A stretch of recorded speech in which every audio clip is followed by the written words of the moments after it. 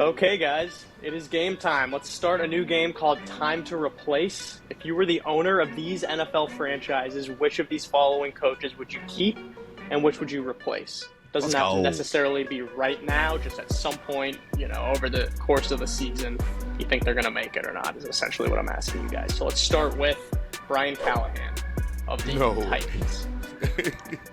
No shot. Replace. Can't do it. Easy one there. Easy one. All right. How about Raheem Morris of the Falcons? Is there a TBD option? Gotta choose now on the spot what you think as of this moment. I'm going to replace. I don't think his defensive mind is good enough for where they're just at on the offensive side because they clearly have more talent on the offense. They're just not putting it together. I like them. Send them back to a DC, I suppose. I'm not quitting Raheem Morris yet because I disagree with Alex. I think that he's been hamstrung at the quarterback position the entirety of the time he's been in Atlanta and still been able to be an 7-8 win team. Who picked the quarterback, though? The head coach. I do not think. Right? I do not think that Raheem Morris signed Kirk Cousins to $100 million for 3 years and then drafted Michael Penix. I don't think that. If it is, someone, you know what? If it comes out that it was him, then put him on the firing block. But I just can't imagine anybody who coaches football made that choice. That feels like somebody who owns a football team. Next up, guys, how about Brian Daboll of the Giants? Would you keep him or replace him? I'm going to keep him just because Dart seems like he loves him. And if Dart is staying QB1, we saw it Sunday night, boys. Coach and quarterback, May and Vrabel. If you get it right, you win games, even you shouldn't. I got to see if he can hang in there. One last stint, because I can't walk around New York off another Giants-Jets multiple loss Sunday. I say this. I'm leaning replace. If Jackson Dart looks like he did against the Saints, then definitely replace. Because, like you said, Brian Daboll loved him some Jackson Dart.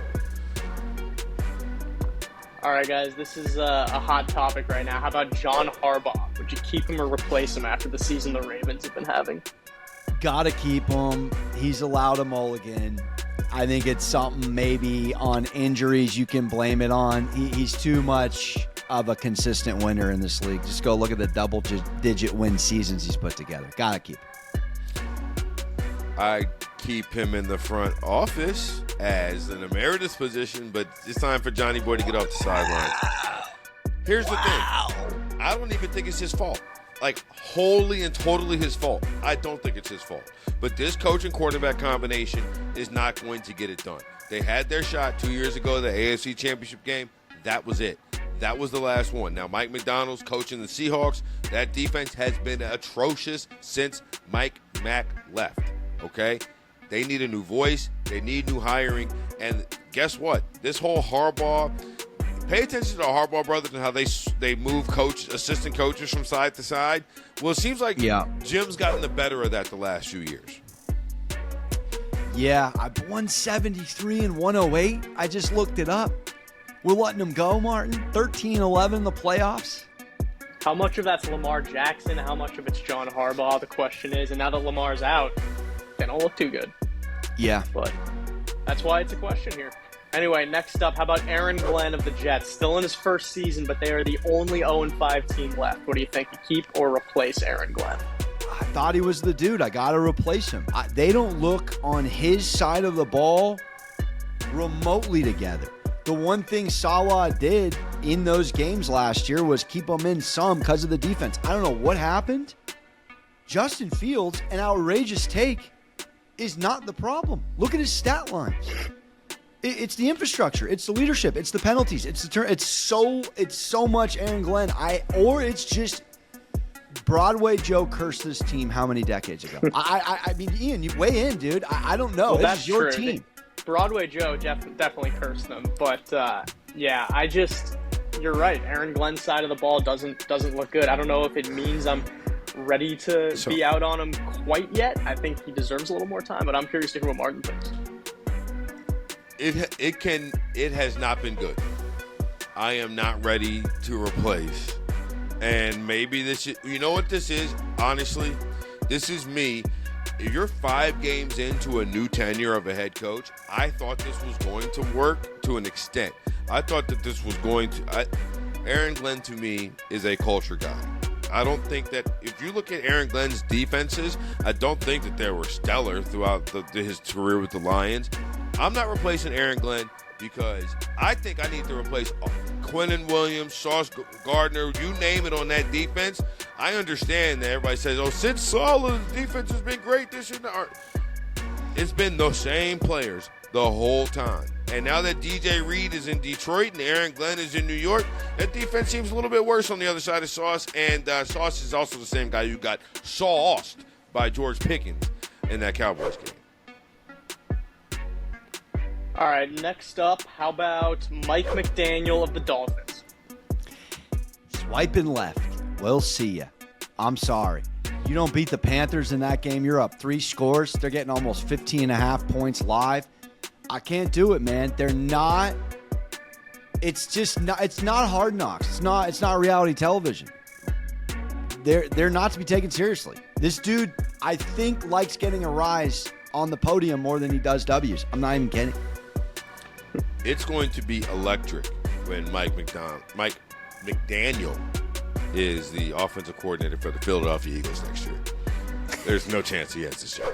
I love that. Is that a little blasphemous, though? You're ditching Shanahan and you're hopping over to another team. I guess Sirianni's not his direct rival. It's not as blasphemous if he'd hop over to like the Rams or the Packers or something to be their OC. But good man, thought. Another contender to then go against your old guy who got you your first head coaching gig in Shanahan. It's tough potentially. But all right, next up on the list here, how about Zach Taylor of the Bengals? I'm done with Zach Taylor of the Bengals. I'm out on Zach Taylor. Again, even if Joe Flacco works here. Yeah, they are continuously underprepared, and there is no vibe. They are vibeless. I'm done saying the word aura. They have so much talent on offense, and they're not even in contention. This is the biggest abomination. This guy made a Super Bowl, and it's like he's untouchable. They're not a good defense. They're not well led. I don't think they're particularly well coached. I don't even like this guy. I'm sorry. I'm good on Zach Taylor. I'm passing Zach Taylor. I think a lot of the things are not his fault. However, this is Cincinnati.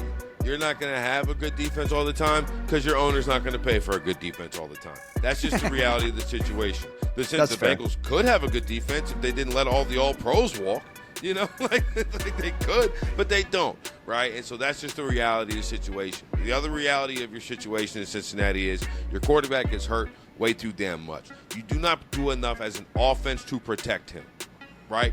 These are these other guys who, you know, and I get it. Maybe Joe Burrow just made of glass, but there needs to be more quick game, just more getting the ball out of his hands. More. How about under center?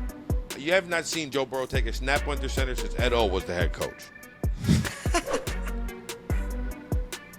All right, last one here for you guys. How about D'Amico Ryans of the Texans? They've had an underwhelming year so far. They had a bounce back this past weekend, but what do you guys think, D'Amico Ryans? I think it's an easy decision. I think I'm keeping them, no question. They're the number 1 defense right now in points against. I think the offensive side of the ball, again, this is a defensive-minded coach. The defense is not the problem, and they picked up a necessary win in convincing fashion. I would be looking at plus money value on the Texans to kind of turn it around and remind ourselves this is the Colts and the Jaguars, and it's not cold out yet, gentlemen. Got to keep D'Amico. I'm keeping D'Amico as well. However, I am saying this. You got 12 more weeks to make this offense something special, or you got 1 more year to make this offense something special. Because at the end of 3, I'm great with this good defense, so on and so forth, but I think I got a guy at quarterback in C.J. Stroud that can win me multiple playoff games, can win me multiple divisions. If I'm winning multiple divisions, I'm in the Super Bowl dance regardless. Just ask the Pittsburgh Steelers how much they hate dancing in the If you're in the dance, you have a shot, right? And I know that is, and if you're Houston, you will take that over the next 5 years, right? But again, what I would suggest to DeMeco Ryans and some of these other head coaches like Mike McDonald in Seattle, look for failed head coaches as your offensive coordinator. Look for Mike McDaniels as your offensive coordinators and Cliff Kingsbury's before him, because they may not have been able to run teams, but they got those jobs for reasons, and the reasons why they lost those jobs are going to be the reason why they stay your coordinator. Well said. Yeah, to that point, remember Robert Saleh lost his job with the Jets. He always had a great defense, just like DeMeco Ryans currently has a great defense with the Texans, but what could Saleh never figure out? The offensive side of the ball. So I 100% concur there. If DeMeco cannot figure out the offense. Yeah, Zach Taylor would be a phenomenal OC. You know, I lied. Actually, to your one point, more. Well, to your point of Robert Saleh, and where is he now? Right back where he was before he started. All right, I lied. One more for you guys. Pete Carroll, would you keep him or replace him after he claimed this was not a long-term rebuild? This was a win-now operation, and they are not winning now. What do you guys think? Keep or replace? I like him a lot, and he's a culture guy. The culture doesn't even seem there. There's nothing great about this team. Honestly, the better that the Seahawks and Darnold do and the worse Geno does, unfortunately, the onus falls on Carroll. I think I got to let him go. I mean, I hope he still wants to play golf when he's retired, but I got to let him go. I'm holding on to Pete because I think, again, it takes longer than a month to instill. Part of having good culture is also having really good players. Like, if we're being honest about this.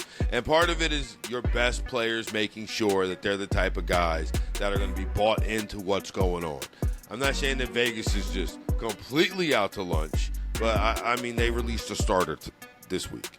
Right, I think that there's a lot of stuff going on in Vegas that is coming behind the scenes. And to be honest, Pete was never going to have this job for longer than 4 years anyway.